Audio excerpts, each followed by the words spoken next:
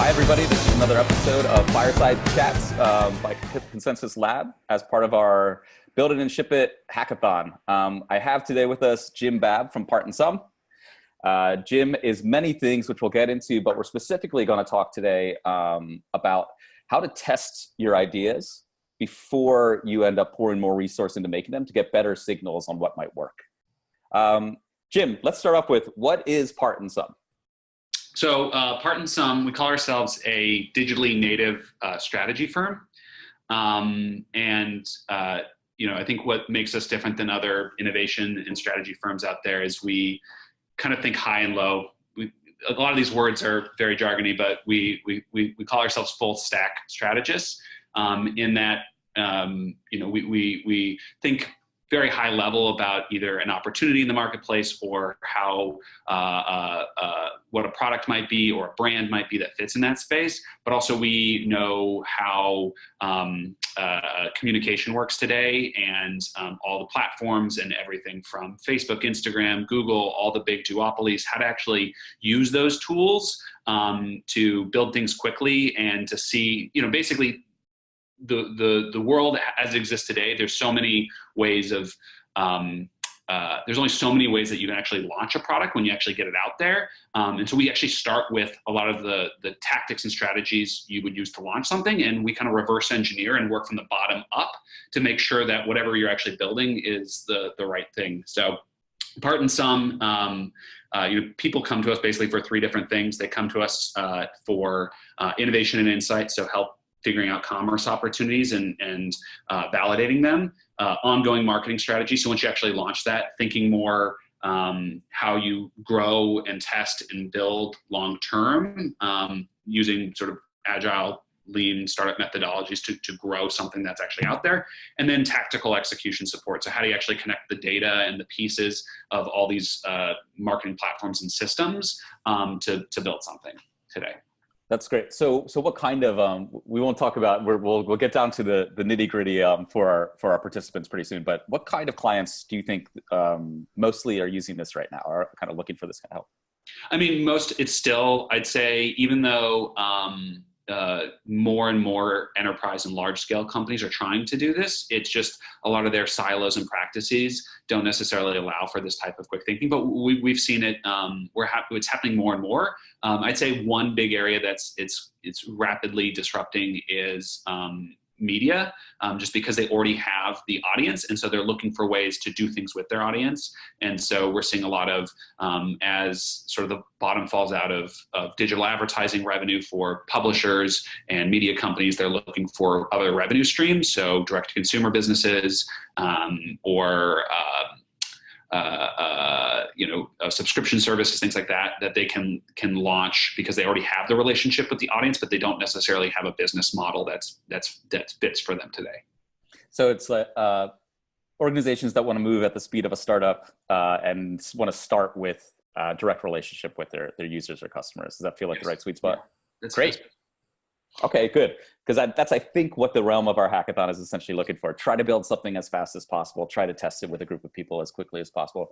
How did you get to where you are now, sort of doing top to bottom full stack testing up to strategy? Because I know when we met, I believe you had sock puppets was primarily your thing. Can you give us a little bit of a walk up in terms of how you've gotten to this broader strategy and testing? Yeah. So my background was originally in game design. That's what the sock puppet game was. It was one of the first games on Kickstarter back in the day. I think I've been very interested in the internet and in communities and interactions. Kind of came from games. And I think it was a natural jump from, game design is all about optimizing systems for fun. So potentially putting roadblocks in or challenges, things that are more of a struggle to overcome, but have fun and rewarding things as the emotions as the outcome of it.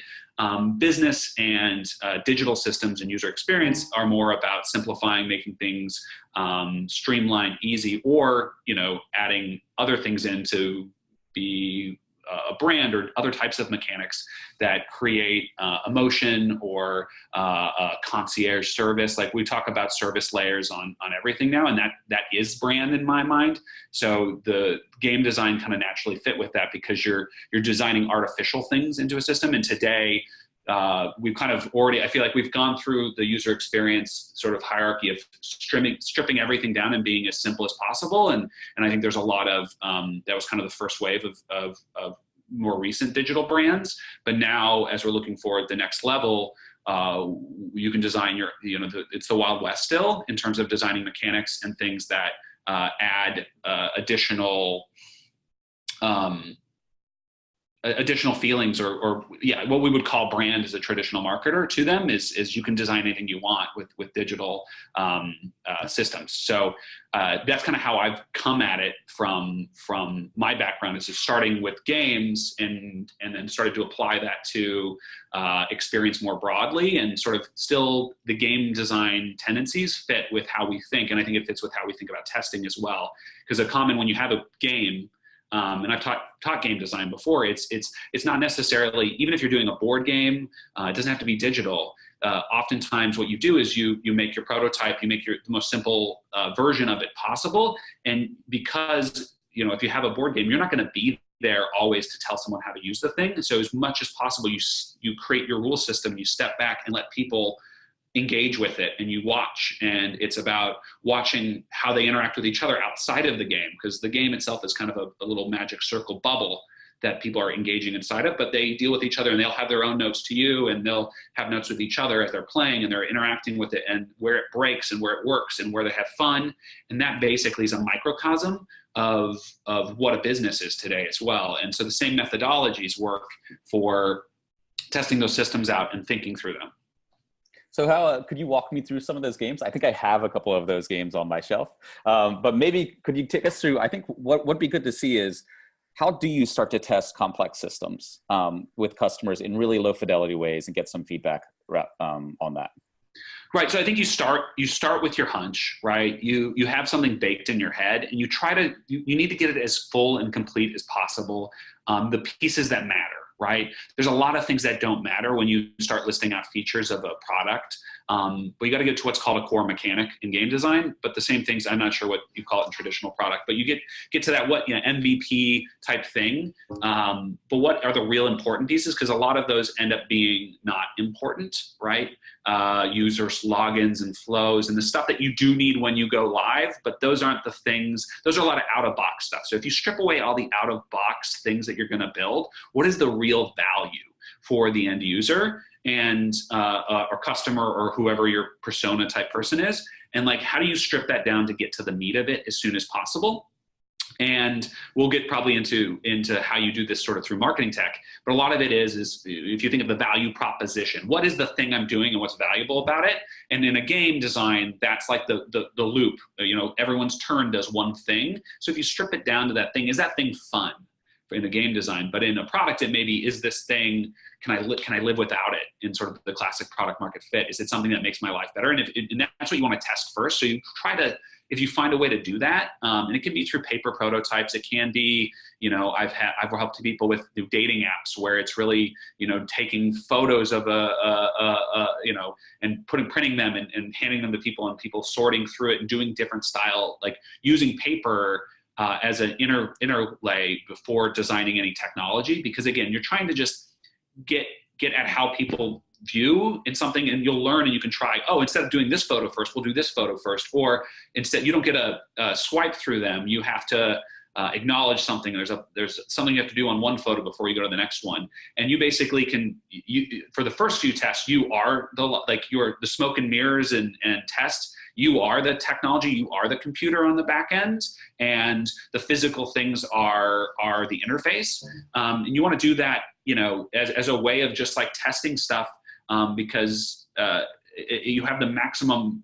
You're much more agile than a computer can be in terms of you having an intermediary between you and the actual customer user. And you want to do this with as real people as possible without loading, like telling them your whole strategy and your big vision. You're like, no, this is this one thing, test it for me. And as real as what you think your customer segment that you're designing for is, which is, I know for a lot of people, really uncomfortable because you have to just go up and talk to people and like, hey, can you do this thing for me? You know, and it's fun to go to places that these types of people hang out at. So if you're a game designer, you go to a bar that has lots of board games and you ask people like, hey, you're drinking and playing, can you play this thing? And it's as real of an environment as you think they will be in when you do it. So the lowest fidelity kind of way through this is go up and talk to people with something that hopefully gives you some kind of feedback loop.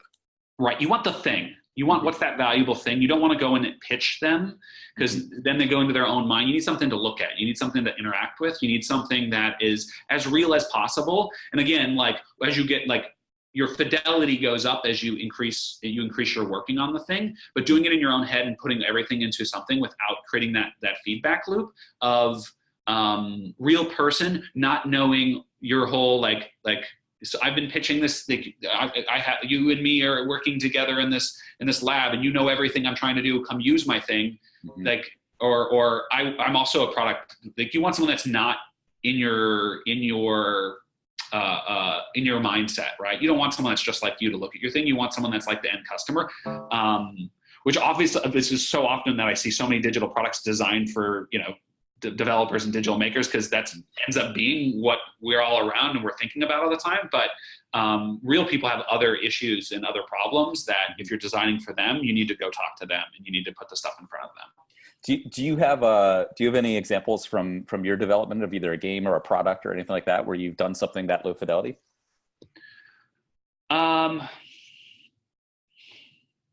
Yeah, I mean, the examples are, you know, board games that are hand drawn and written on index cards and you know, scrapped together and just try. If it's at the end of the day, if it's fun and interesting as you know, without any design or any fidelity on top of it, you know, because that's the thing. You're testing rule systems. You're testing, you know, mechanics first and foremost. And so those things you don't necessarily need high fidelity design. In fact, you don't even know what emotion they create and how to better bring that out through design until you do it. So that's I've done it with, yeah, plenty of games, board games, some of the games we've talked about before. And then in terms of digital systems, yeah, you can do it with, I've done it with apps. I've also found that other ways to potentially do this as an intermediary, but besides paper, is finding existing tools and technology that let you hack it. I designed a game once that ended up being an iOS app, and we created it all using Instagram originally. And how the game worked was it was about sending photos back and forth to each other anonymously. And so we had everyone just sign into the same Instagram account, the same Instagram instance. And so you didn't know who posted what photo, but you could go through and they didn't follow anyone. So it was just your own feed. And so it was a way to like anonymize photos and use existing tech and allow people to go around and take the photos without seeing it. And so you're able to hack using existing technology before having to build anything, which is just allows you, again, I could bring people in. I could say, everyone sign to this Instagram account. And how the game worked is we used apples to apples cards, which is a game. I didn't have to print anything, and I flipped it over, and it was like, take a photo of this. It was the green ones that were adjectives. So it's like, take a photo of something fluffy, and everyone would run around and take a photo of something fluffy, and then one person would have been the judge, and they picked the one that's the best. And that was, the game ended up being much more complex than that, but that was the core mechanic, was taking photos from a prompt and then picking the best one. I love it. Yeah. That's great. So coming out of game design, now talking about digital products with, I think all of the products that come out of our hackathon are going to be digital. I'd be surprised if they weren't. That would be interesting, I think. How did you then translate this kind of testing scenario of getting low fidelity, getting things in front of people for more larger scale kind of systems or digital products, particularly with your client work? Yeah. So there's different ways to do it. I mean, one is, you know, at the end of the day, you want the easiest way to do it is, you know, I think the same works for digital products. If you're doing the product side, most of the work that we do is more on the marketing side, which isn't to say they can't work with. I'll talk about how that works with digital products, but the same thing that I was talking about game design in terms of core mechanics, you can do, if you can strip down your thing, it's just harder to provide the utility. Fun is easier to judge situation like that, where utility, if say you're doing an email app or something like that, it's harder to be like, hey, here's a piece of paper that's your email, you're sending it and you're touching interfaces. It's harder to do a core mechanic that fun lives in people's brains. Digital products get a little more complicated that, but in terms of testing value, that's a lot of what we do in terms of testing the value proposition with users. And so this is classic lean start methodology of like, at the end of the day, when your product goes live, what is it going to exist in the first touch points with users? It's inevitably, most of your products that you're talking about are going to probably be some sort of SaaS-like landing page, right? And so the idea of this is, can you push that as forward as possible and try out that language? How are you going to communicate that to the user in terms of what the value actually is and why sign up for it and what does it unlock for you? What benefits does it give you? And it helps you think through framing a good exercise in general. I feel like even before you make a product is try to write that landing page and take a simple, like all of them look very similar. You got some hero statement that is like a little bit more like outlandish about what it is. It's going to make you the best emailer in the world. And then like you've got additional like supporting copy on it, maybe some sort of image next to it. What's that image? What's going to get people excited? It gets you in the empathy with the user of like, how am I solving this customer's problem? And then lay out, usually it's like 3 buckets. You get like, it always is 3 for some reason. It does this thing for you, it does this thing for you, and does this thing for you. And those are usually a little bit high level. Those are usually framed as benefits, not features, which is an important thing for a product person to keep in mind, that when you're talking to a user, you're about selling features, selling benefits, not features. Like, what does this do for me? And then underneath those, you list out the features that enable that benefit, right? And what's nice about that is it helps you then prioritize your MVP of what you're building as well. Even if you don't test this with customers, it helps you frame, okay, my product does these 3 things for people, and the features that do that are under those. And in order for this to be successful as MVP, I need to do like, which of those features are the most important ones?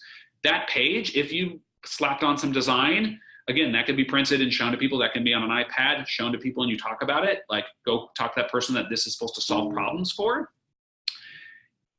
If you have a little bit more budget, you can use ads to do it, which is where I think it gets even more interesting. And what we do a lot with enterprise clients is basically take that landing page and then break it into different ads. And the reason that ads make so much sense is, one, you're going to use those to actually acquire customers eventually. And so again, there's so little space, you have to radically simplify your value. If you think of writing that landing page is hard, simplifying it down to 1 image, 1 text, 1 video, 1 thing that describes your value, and I want you to come look at this thing right now, is a very hard but good exercise, again, for the product maker to think of. Like, it's the tip of the iceberg of your product. If you had to boil it down to, it's the modern day elevator pitch is the way that I think about it. And the thing is, you don't need 1 elevator pitch. You can eventually have multiple elevator pitches. In fact, you can make as many different ones as you want, because now you have those 3 on your landing page, those 3 different benefits. What's the right combination of those? If you lean heavily into one or the other, that you can distill into ads. And the nice part about ads is you could run them all against your target persona customer and see which ones actually benefit. And the thing is, yeah, you'll do that when you actually launch, but the reason to do it early is then you learn and that it helps you frame which of those 3s are actually the most important to build out. So you're building out from how I'm going to acquire a customer all the way to my product. And that's the real value of doing this early and often, is it's a way of listening. It's more of a way of thinking about your marketing as a part of your product, rather than I'm designing my product and then I'm going to market it. They're all connected, and you have to think about them connected. It's a way of doing user research that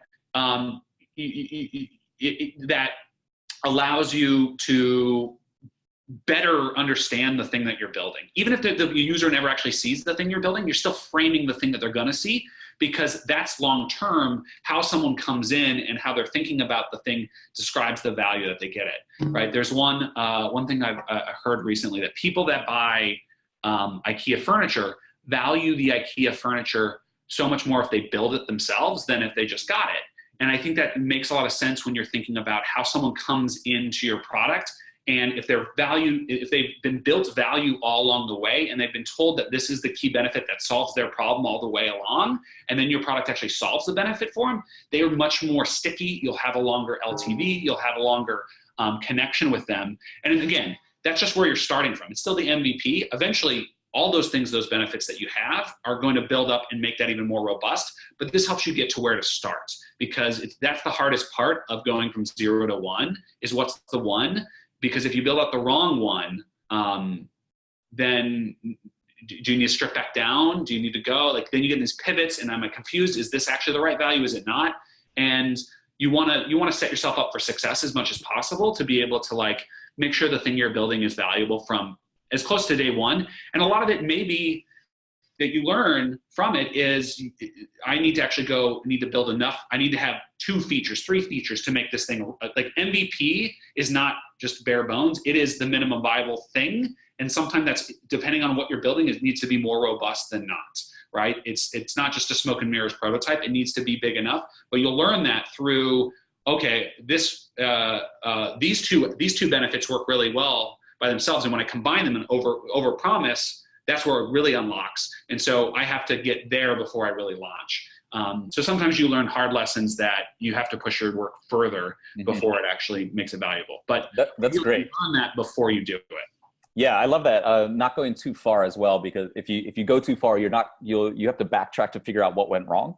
Right. And it becomes a lot more complex to figure out what went wrong. So you don't know quite where to make the left or the right turn. So starting there with personas, you brought up personas and sort of customer, an ideal customer, an idea of a customer a couple of times. How specific do you think people should be getting as they're sort of trying to build this test scenario in terms of personas? I think you want to be specific enough that you can go and find these people. You know, is it a job title? Is it a mindset? Is it a demographic? Is it like who is your person? And again, I think you're starting from who's your first, like think of it as your first 1,000 people that are going to use this thing, and trim it down. Like if you got that specific, because that one, you're going to have to go get those people eventually when you have the thing. But those are the, you know, who's the beta user, and making sure that you're beta testing with the right beta user. So I usually try to define them, you know, and try to write some sort of persona of who's day one. Because again, a lot of times, like when you are actually a successful business and you have a successful product, like you may go in and you need to reposition your product to different types of people, and you need to expand into new markets, and you have something that works, but you don't know who needs it next. And that's a different type of problem.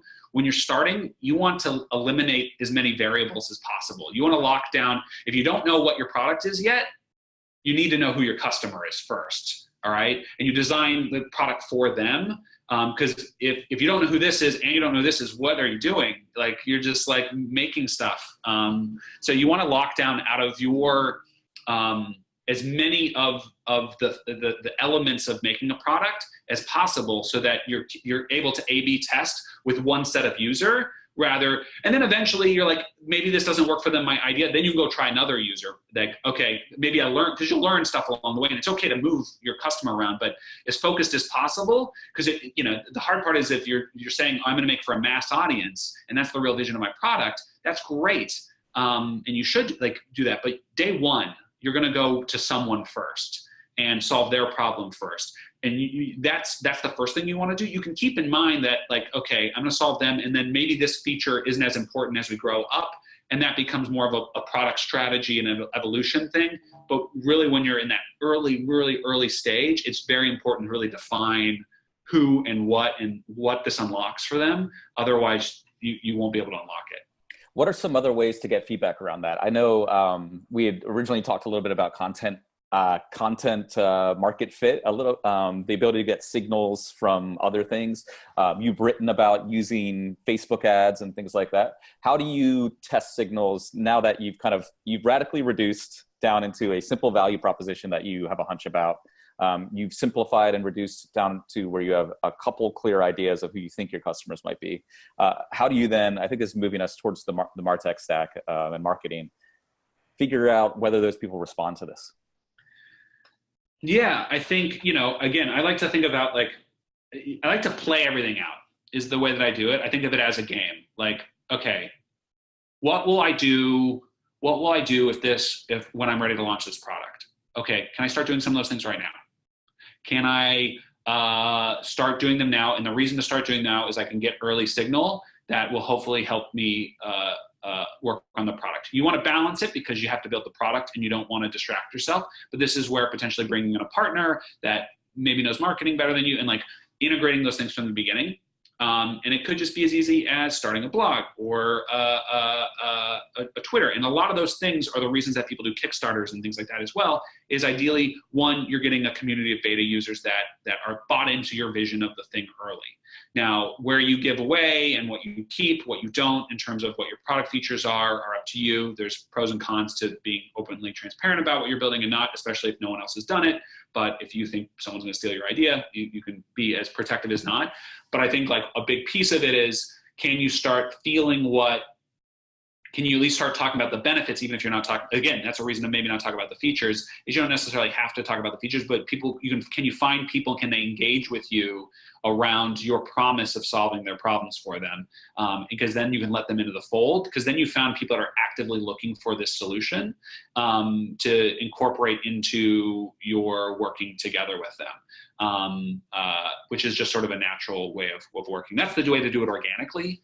And SEO driven blog content that they can get email addresses from, things like that are great. Again, it's a lot about time. Writing a blog post takes a lot of time. Ads are really great. Facebook is super fast and easy, and the ability to target individual people, but it takes money. So you have to, where you are in your startup cycle, determine what's the most valuable to get the right people and the right types of information that you need. So a lot of it is like, what questions do I have with where my product is? What parts are unvalidated? What are the biggest parts that are uncertain for me? Where are the biggest risks? And then designing the right marketing experiments to go coincide with your product development to decrease those risks as you go. Because what you don't want to do is get all the way to your product being done and not have validated some of those things with the right people, because that's the biggest risk. Because then your time is worth way more than money at this stage. Yeah, I think that's a great example, particularly in our hackathons. 15 days, we're about halfway through it, which means there's maybe 7 days left, I believe. Let me put you in the shoes of some of our participants. Great. You've got 15 days. Our bounties, what our hackathon is essentially about, is decentralized finance. So we're asking people to look at ways to work against the orthodoxies or invert the orthodoxies of some traditional finance things. In 15 days, you're on a team. You've got some technologists to help you drive the product end of it. You've got an interesting idea. How do you use the time allotted to you to start getting some signals back so that at the end of it, when you're making your submission, you can say, we've got this product, it's built, it does a thing. By the way, here's some people that we've shown there's some real interest for it. Right. And that's a really good point. So at this point, like this type of interest does two things. One is it helps you make a better product, but the other thing it does in sort of a pitch VC style hackathon scenario is it shows social proof. It shows that this thing has been validated. And so again, you're talking about, what's your core mechanics and how can you show that this aligns with it and that the core mechanic that you have is valuable. So again, it could be, we were able to create a landing page and get a certain number of email signups. And this is this is the dream one. This is our cost per acquisition, a sign of it, of like, we got these people that say they'll pay $15 for this thing. And can you do a quick experiment to show that? That's like the end all be all of a validated thing, is that people will pay money for the thing. Less than that, again, depending on where you are and what you have designed, and if that is too much of a distraction to build that out within the 15 days, there are showing it to people, getting video recordings, which you can, again, put it, if you're showing in a slideshow deck or however this is being presented, you can make little animated GIFs of people actually trying it, and you can pull out quotes from them, things like that just show, we tested with real people, these are the things that they said about it. This shows that they're interested in it. This person fits. It's important, again, to do the storytelling bit of it.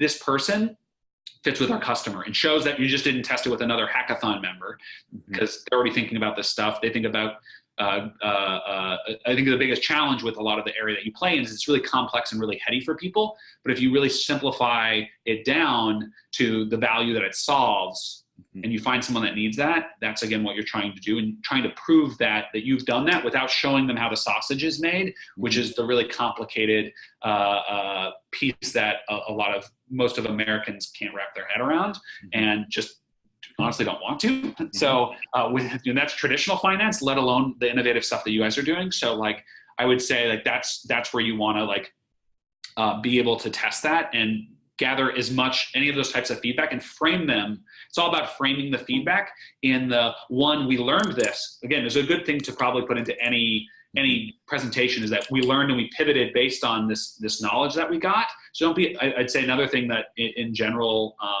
don't be afraid to show that you learned something and that you moved the product away from what it was to where it is, because I think that shows humility and intelligence in listening, which is a very core piece of, I think, any product owner and founder. And then the other piece is, hey, once you have moved it, how do you know that the way that you moved it's good? So if you do pivot, go test it again and see that you've got it as much as you have, and that you've got strong signal in terms of people wanting to use it, people wanting to pay for it, how much they want to pay for it, what other features, what does it solve for them, how well does it solve the problem for them? Because that gap between where they're like, the hard part of innovation is if you're just creating a little, are you creating just a little benefit, or are you creating a really big, deep? Because that's if you're solving from a traditional financial institution to something that's much bigger, that gap, that delta is really like what makes investors really excited, is that you're going to solve this thing that much better, rather than, oh, I'm solving just a little bit. Then it becomes like, oh, is that just a feature in an app of a traditional financial institution, rather than something that's really going to break through, and seeing how what you're trying to do in a lot of ways is measure where that is as qualitatively and quantitatively as you possibly can, which in 15 days is going to be fun. Well, I love that. I think you're absolutely right. You said a couple things there. Set up something that people can actually sign up for to show to opt into their own interests, essentially. Find a way to distribute that. So that's probably where a blog post can work really well. Just email everyone like, hey, I'm building this thing. Want to come along for the ride? Like your friends, your family. It's okay to start with some of that too. Yeah. Again, only send it to people that that fit the demographic of the thing or the mindset or whatever it is. Yeah. Mm-hmm. And then get in front of some people and capture that and catalog that. So that you can tell a story about the use and show that feedback became a learning. This is great. So I want to wrap this up. I'm very conscious of your time. This project is about nights and weekends for us. We think there are all these amazing developers in our ecosystem, the Consensys Labs ecosystem, the Ethereum ecosystem, who spend their nights and weekends building the next great things. Our general thesis is the more people are building, the better things will be for the ecosystem, the better technology and solutions we'll end up with. You are a nights and weekends guy. You've always got a side project. I know you're running a business now, which is taking up much of your time, including having a young child, which seems pretty busy. What is the child is the ultimate nights and weekends. Child's the ultimate side project. Not quite. Probably not side project. What are your nights and weekends like right now? So nights and weekends are, definitely thinking about my core business, but thinking about ways to unlock bigger delta growth, I think, because we're at a stage right now that I think we've gotten a good rhythm. We've grown our team to a place that we have found our product market fit. There's tons of things to do across the business in terms of working and growing and working, more content, more team training, better sales. There's so much in terms of a service business, but I've also always been thinking about, well, what are the core insights of what makes us special, and how could I lock further growth with that? And so I have come up with a few ideas of those and of ways to kind of productize a couple things. And so that's been kind of my nights and weekends, because I don't want to distract from the core business, but I have found these bolt-on ancillary things that I think would unlock big growth for us. So I've been playing around with those. I pitched it to the rest of the team recently, tried to do my own sort of internal lean experiment to get feedback on it before now I'm going to start sharing it with actual customers. I need to make a landing page. I got a Squarespace site, so I just need to slap it up, but I haven't gotten around to it yet. But I have an idea of what that looks like. So that's going to be my nights and weekends, is putting together that And then my thought is we've had it fits with a lot of our clients that have like graduated from us or can't afford our current services. It's a bit more of a long tail, more transactional relationship built through technology. And I've been thinking about, okay, how do I actually test this? And I'm going to first send it to I'm thinking of circles. So my circle is first internal, people that know it, that can give feedback on the idea because they empathize with end users. The next one is going out and doing it with people that we did work with, but we're not working with that is for a reason that I think this thing solves better.